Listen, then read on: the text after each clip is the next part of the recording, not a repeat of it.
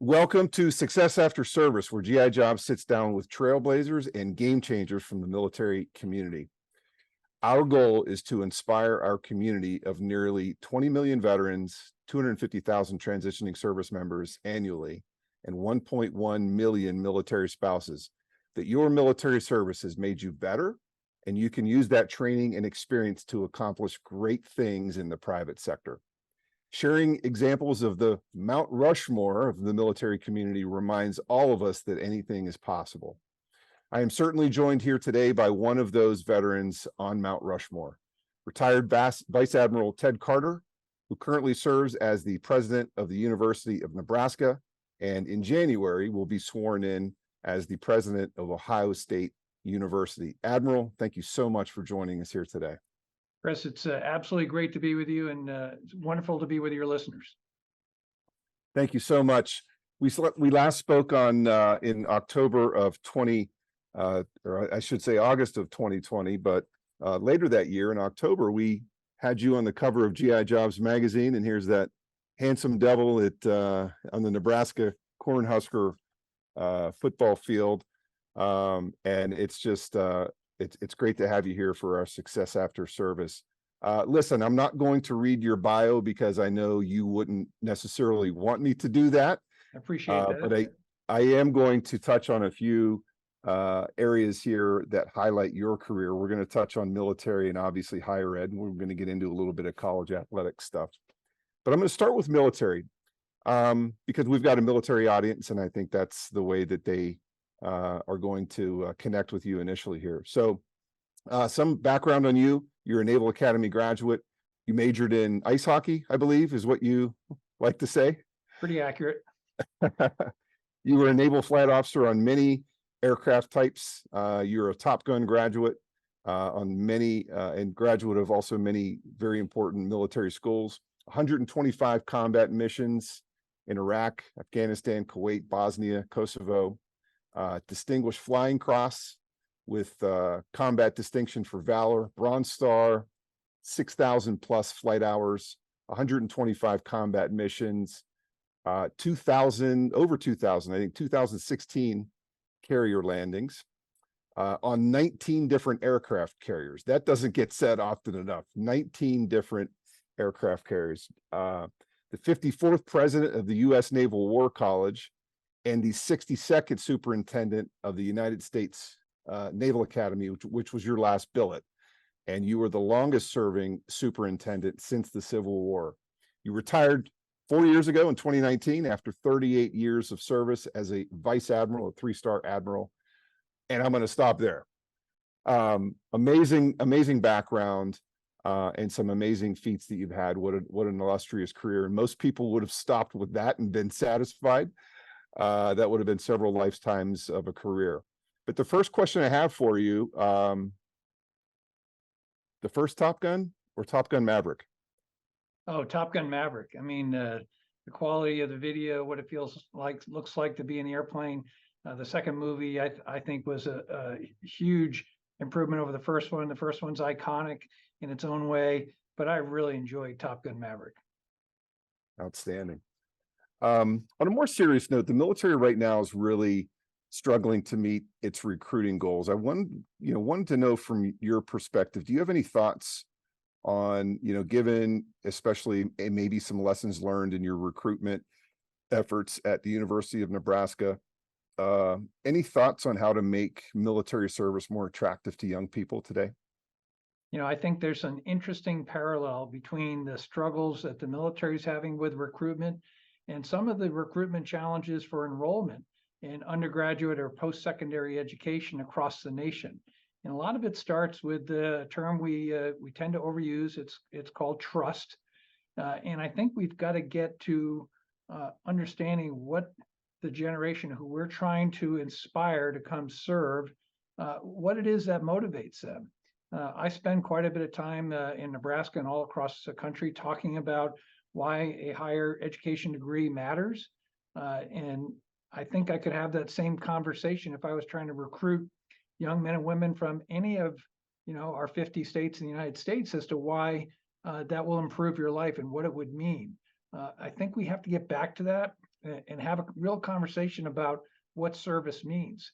Um, it's probably the most critical time our military has ever seen. I mean, only the United States Marine Corps is meeting its recruiting goals, and everybody else is struggling to some degree. Yeah, there's a lot of options, and we deal with companies right now, higher ed companies, as well as even those in the franchise world that are looking for talent. And we like to say there's really only three. There's we can have more immigration, we can have more automation, we can have more babies, and none of these problems are going away anytime soon. What do you think in terms of in terms of just the attractiveness of military service, given all of the opportunities that are available right now for young people? Well, there are a lot of opportunities for young people out there. The job market is wide open. A lot of jobs you can get hired coming right out of high school. So there are things to do out there. But here would be my point. And by the way, I lived this within my own family. My son served as an enlisted soldier in the U.S. Army, Special Forces. He didn't stay in a long time. And if he was standing here next to me, what he would say is the Army gave him his compass, and it taught him how to focus. He's going on to be an incredible national leading cybersecurity expert. He's worked for Zoom and other organizations, and he's 38 years old. And I'll be very honest, he was making the same amount of compensation just a couple years ago at 36 years old as I was making as a 3-star admiral. So he would not have been given those opportunities had he not served. And I think for a lot of young people, if they could just see their future beyond just what it means to be in uniform and serve in one of our great services, the opportunities, the doors that will open up is incredible. Yeah, amen. We've got so many, we believe truly that veterans are better off for their service, and not just the opportunities they're given, but the experience and the training that they bring to the private sector. Well said. We've got, let's shift a little bit to some of the world conflicts that are going on right now. We've got 3 major ones happening right now.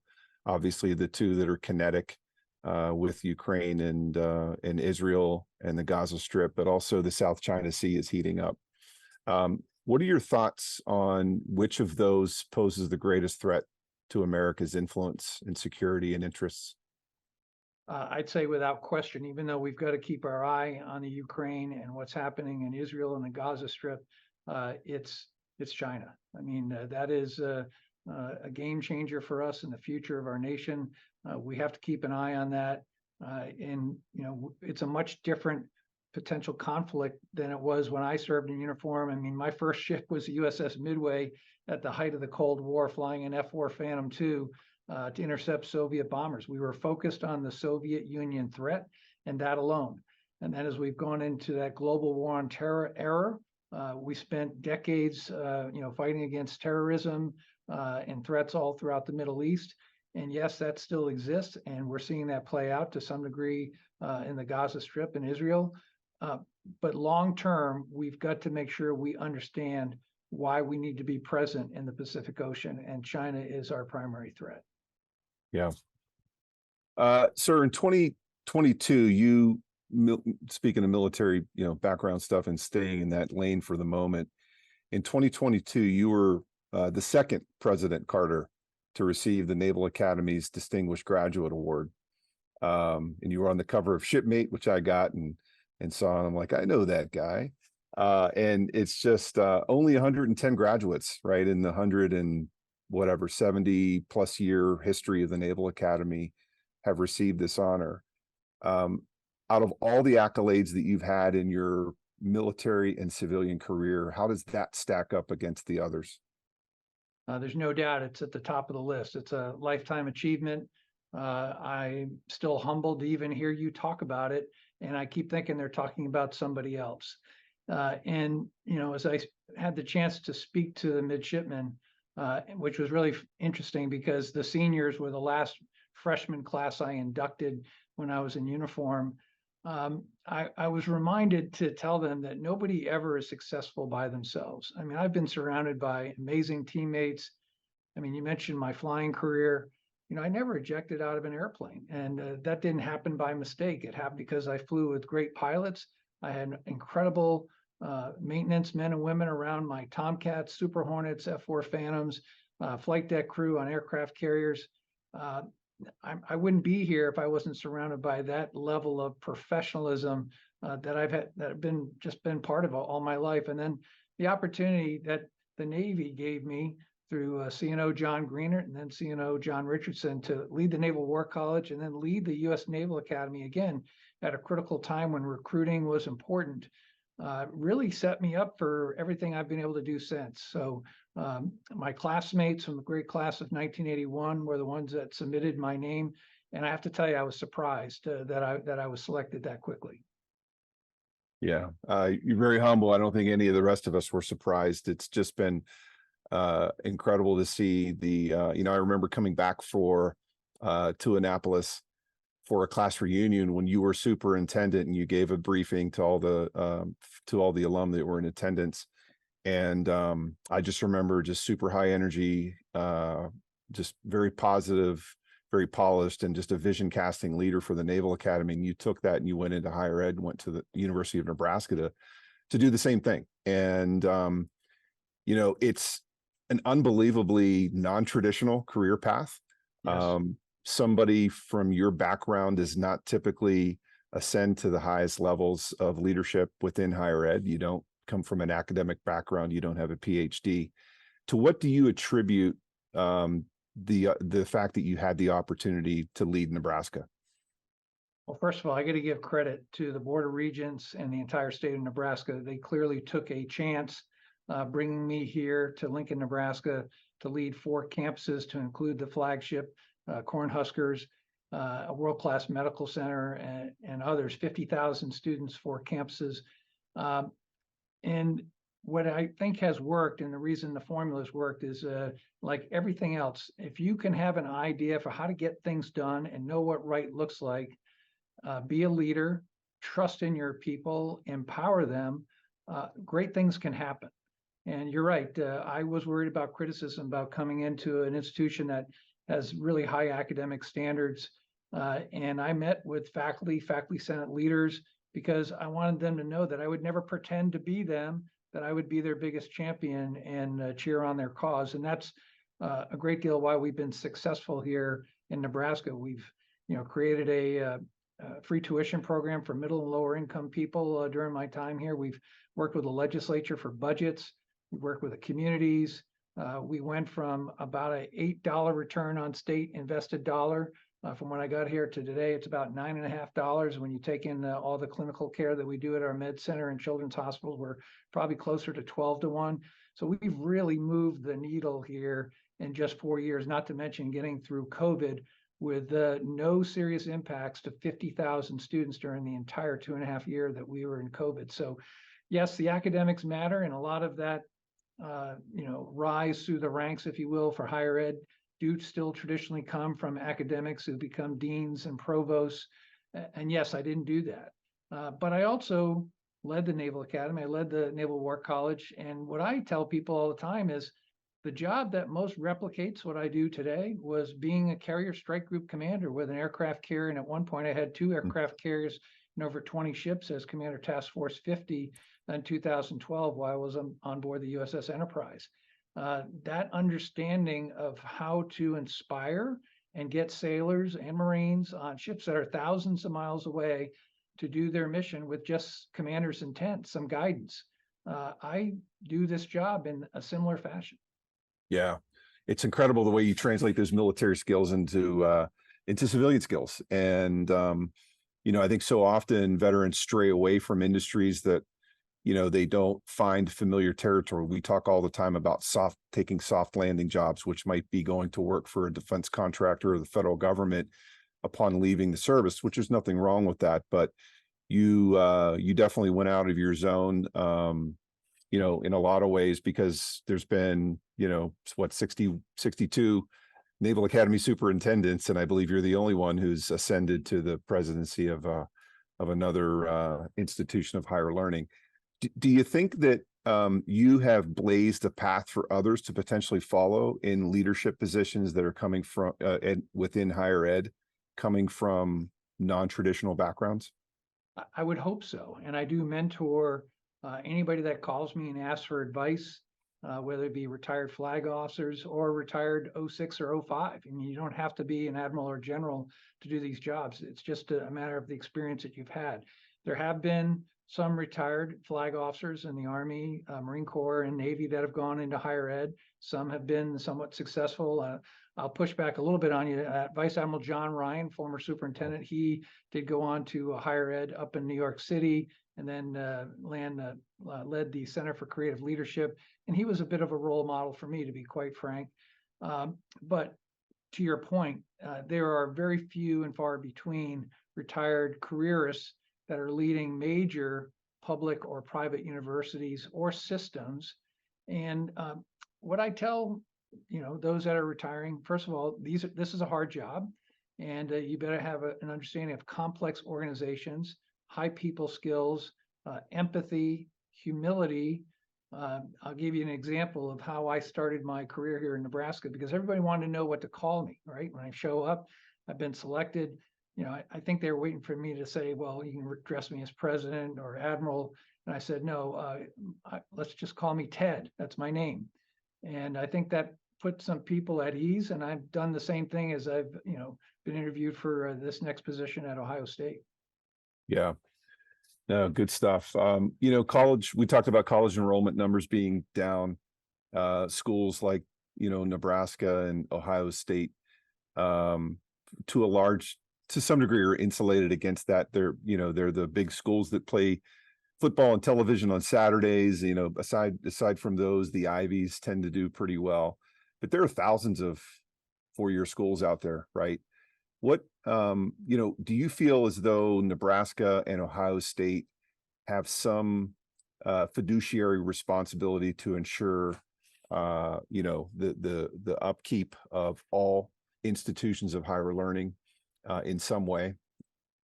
Absolutely. In fact, my strategy that I wrote at the height of COVID here was based on affordability, accessibility, and student success. And I will tell you, even though I haven't imagined everything that I'm going to do when I start my next job at Ohio State, the themes will be somewhat similar. Higher education has a responsibility now more than ever to figure out how to attract young men and women, the future of our nation, to come to our campuses, get a degree in 4 years or less, and then decide if they want to continue on in higher ed or go into the workforce. And we shouldn't be breaking anybody's bank. I mean, I'm very proud of the fact that we froze tuition here at Nebraska for 2 years. We are the lowest cost, the lowest amount of debt that students have when they graduate, particularly from our flagship of any of the soon to be 18 schools in the Big Ten.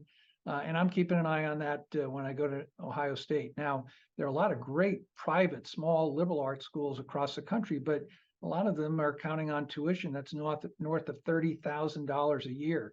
I don't know how sustainable a lot of those schools are going to be. They're going to have to reinvent themselves, especially if that tuition is paying to maintain some level of sports programs. Yeah. Speaking of Ohio State and your new role there, you're going to be sworn in on January 1st of 2024 as the president of that great institution. That's a high performing institution. Is your role, coming in to keep the bus rolling along, so to speak, or are there areas of challenge as you vision cast into the future that you want to prepare Ohio State for?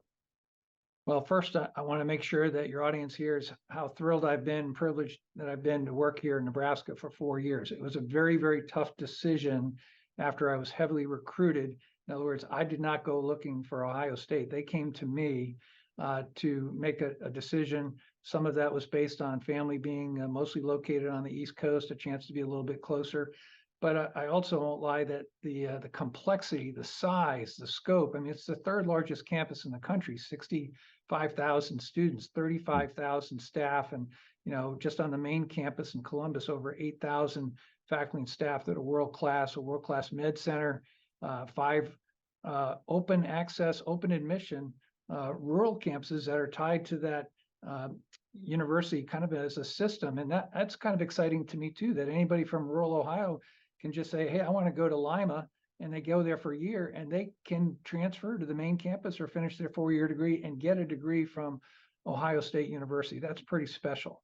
But, you know, the opportunity to go to that world-class institution and just give you size of the scope. And we're talking about an institution that runs on $9 billion a year. It's one of only 14 public universities in Ohio. There's a lot of big cities in Ohio, Columbus being the largest with over 2.2 million people. But the impact that an Ohio State University has in higher education, research, medical research, clinical care, and of course, as you mentioned, Division I athletics, 36 Division I athletics. They've won more national championships than just about any school. Their football program that's won 8 national championships is rated at a value of $1.5 billion. It is the richest football program in the United States. So a lot to be excited about there. And it's not just about the winning. It's about really creating the future for our nation for who's going to go to those programs. I'm really excited. By the way, 600,000 living alumni. Think about that for a second. The Naval Academy, 60,000. So, you know, we're adding another zero. It is a big, big community. Those are really big numbers, Yeah. and yeah, those are gigantic numbers. You talked about athletics and the Ohio State football program. Let's shift to college athletics, talking about you know, a state of flux and a state of change, right? With NIL, with the transfer portal, conference realignment. Next year, the Big Ten is going to be getting 4 Pac-12 schools. Who would have ever dreamt that back in the Rose Bowl days where the Big Ten and the Pac-12 champion meet?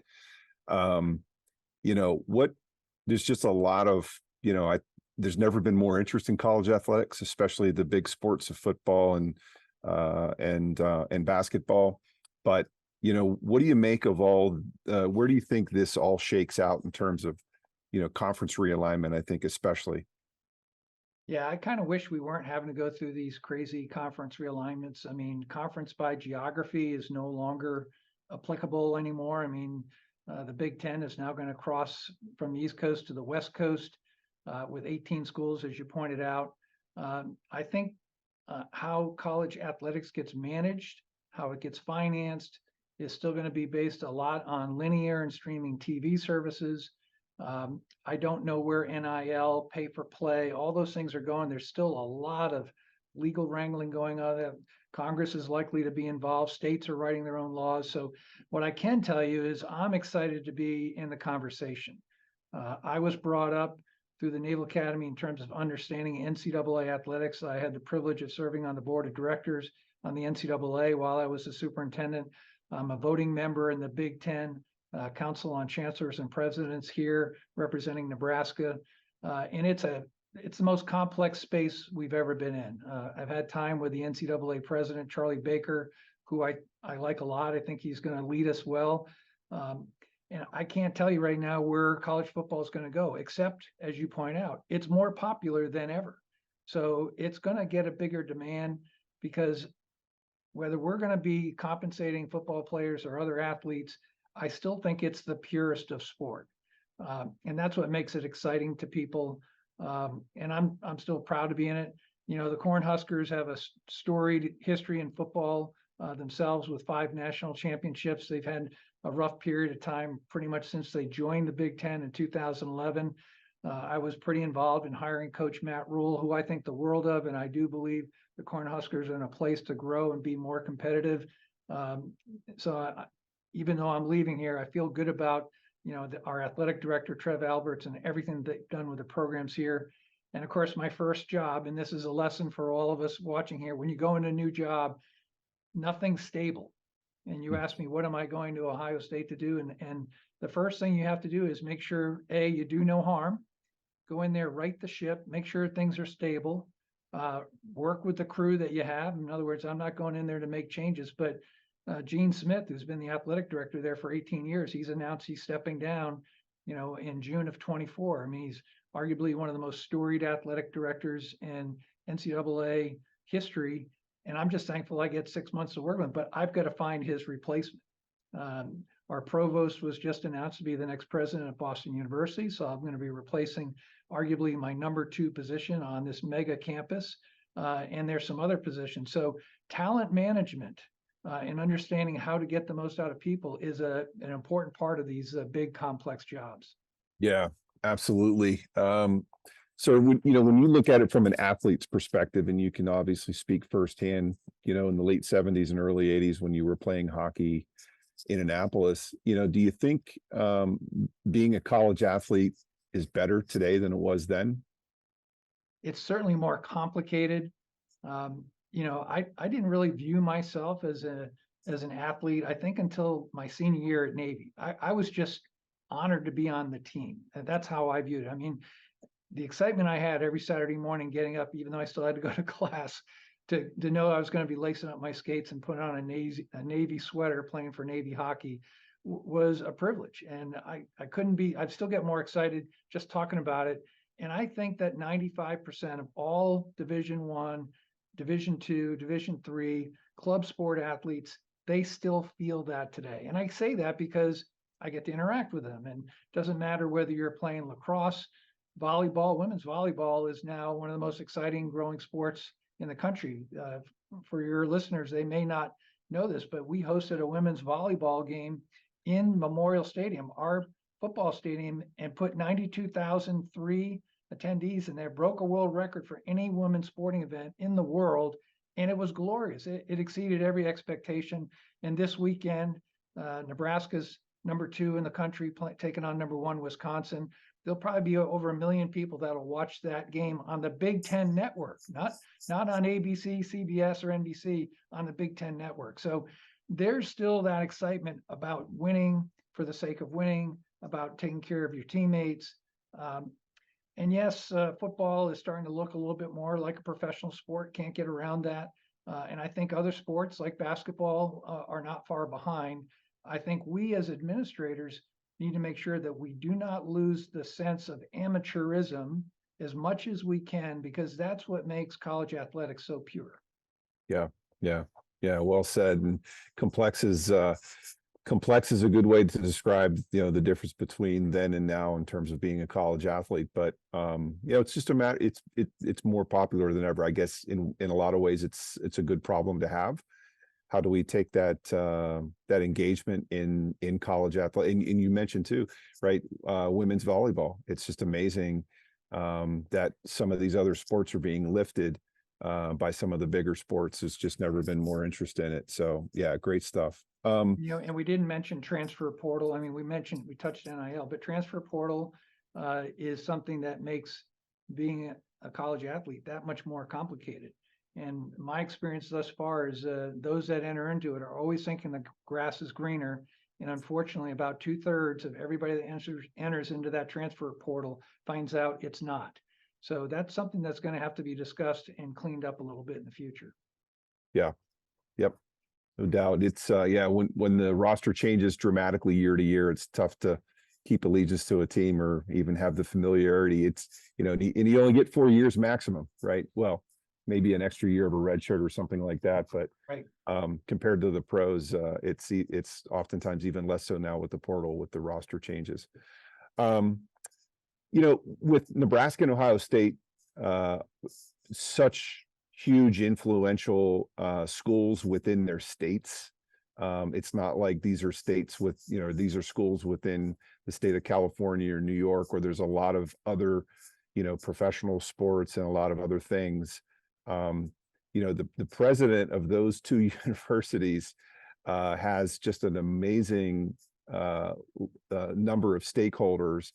And, I guess the question is, what sort of interactions have you had with, the leadership within the state of Nebraska, with the governor's office, with business leaders, and just the real top level leadership within the state at large, just and even outside of higher ed, especially? So when I came here, I was told, and of course I had never lived in the state of Nebraska, I was told that I would be the #2 most visible person in the state. There's only one state university system, and that would be second to the governor. Of course, I laughed and I said, don't forget, there's a football coach that might have a little more recognition and an athletic director, which is true. But you're right, the visibility in these jobs is extreme. Public Records Acts, all that stuff everything I do is open to the public and it's very transparent. In fact, we are probably one of the most transparent organizations, not only in the state of Nebraska and in the nation, and Ohio State is the same way. What I advise others when they're looking into these jobs, it's, there's obvious complexities with managing, a budget, people, hiring, managing academic programs, faculty senate, shared governance, athletics, research. That's just the internal part of the campus.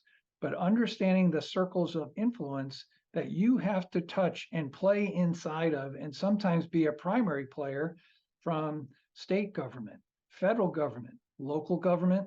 You've got to have a relationship with everybody. And I learned the first person I met when I came to Nebraska was Governor Ricketts.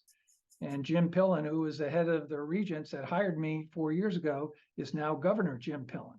So, we have each other on speed dial. We talk all the time. I'll say it up front. Jim wasn't very happy that I accepted the position in Ohio State. We've had to have some real heart-to-heart talks about it, and we're good. I mean, he's an amazing governor, and I'll forever be thankful that he brought me here. But you also have to be able to get out and be involved in Rotary. You've got to be able to be involved in the community, the business development, the chambers of commerce, K-12, parents groups, all the groups, the country clubs, the golf courses. I mean, you've got to be able to interact, plug in and plug out with all of them. And what I found here in the state of Nebraska, with a little over 2 million people, you come to find out that you're going to have to know by first name about 5,000 people, because the state is run by those critical 5,000 or so people. And you don't have 10 years to figure it out. You got about a year. Now, I know going to Ohio State, Columbus, Ohio has 2.2 million people, more than the entire state of Nebraska. And then you've got Cincinnati, Cleveland, Toledo, Akron. You've got some pretty big cities there that make that population of Ohio pretty big, but the interactions are the same. And Ohio State is one of 14 public universities in the state, but it is the biggest without question and the most influential, which means I've got to find a way to get out of Columbus and visit all 88 counties of Ohio State, of the state of Ohio, just as I have been in just about all 93 counties here in the state of Nebraska. And you just got to get out there and be able to get on your feet and have an honest conversation about what the importance, the value, and why the mission matters. And here's my last point. In a state like Nebraska, our state aided budget, in other words, the budget that we get to pay for faculty and staff, which comes from tuition dollars and taxpayer dollars, is just a little over $1 billion. The taxpayers of Nebraska are our biggest contributor, beyond all the fundraising that we do, beyond all the athletics, which runs independent of any tax dollars, which is amazing. It's only like 10 athletic programs in the country that enjoy that. But we have a responsibility to the taxpayers to give them that return on investment, because they may or may not have a son or a daughter or brother or somebody that's actually attending one of our campuses, but we owe them that. So we have to be a return on investment for the quality of life, the cost of living. Every aspect of the state of Nebraska actually goes through a university system like the University of Nebraska. And I know that will be true in the state of Ohio as well. Yeah. It's amazing how the two, many people think of probably the University of Nebraska or Ohio State before they think of the state themselves, right? And not just the people that are there, but, so it's almost, you think about the marketing and the branding of the states is the flagship are those universities, and on TV every Saturday in the fall are the football teams. And it's really amazing. Being in the public eye like that, how do you and your wife, Linda, decompress, right? How do you get out of the public eye and sort of recharge your batteries? You really have two choices. You can shy away from it, or you can accept that you are recognized in pretty much any store, any restaurant, any art shop, anywhere you go, and just know that that's happening. I find that people are very respectful. I have never had an embarrassing moment in public. I'll be honest, I have been embraced here in Nebraska beyond my wildest imaginations, and I'm so thankful for that. I had to get a ride from somewhere the other day, and I was in a van with a driver, and 6 other people that are just from local Nebraska town. Everybody knew who I was. And the conversation was absolutely delightful. They all knew where I was going. They thanked me for my time here in Nebraska. They want to know, what I'm thinking about, what keeps me up at night. That's what makes this job satisfying, and that's why I love it. So my wife and I, Linda, we're not afraid to go out. We're out there. It's okay. We'll see how it goes when I go to Ohio State. I think it's going to be there, maybe up to another level. So we're going to wrap up here. It's been great getting some of your time here this afternoon and chatting. Do you have any parting words of wisdom to our audience of military veterans and transitioning service members and military spouses who are looking for their next path in the private sector? So here's my final thoughts. And for somebody that looks at my resume and looks at all the stats, as you pointed out earlier, you're just going to assume that there was just some level of success was bound to happen. But the truth is, if you can imagine it, you can do it. The one thing all of us got by having the privilege of wearing the cloth of our nation is we learn how to get stuff done. And our nation needs people that know how to get stuff done. And don't underestimate yourself ever. There'll be a lot of jobs that you can get that you might not even think you're qualified for. If it's something you want to do and you have a passion for it, don't hesitate. Go after it. Again, if you can imagine it, you can do it. Yeah, we really appreciate the example that you set. You don't, by any stretch of the imagination, forget where you came from. You attribute a lot of your success to your military service, and you haven't forgotten where you came from. And we in the military community greatly appreciate that. And we cherish you as a leader who has achieved just amazing success outside the military. It's inspirational for our viewers and our readers, and we thank you for that. With all that said, our company here is located in Pittsburgh. So there's a few Penn State fans. I can't wish Ohio State necessarily good luck this weekend, but we certainly wish you the best of luck, and Linda, in wrapping up your amazing tenure at Nebraska and your move to Columbus, sir. Thank you so much for joining us here today. Thank you, Chris.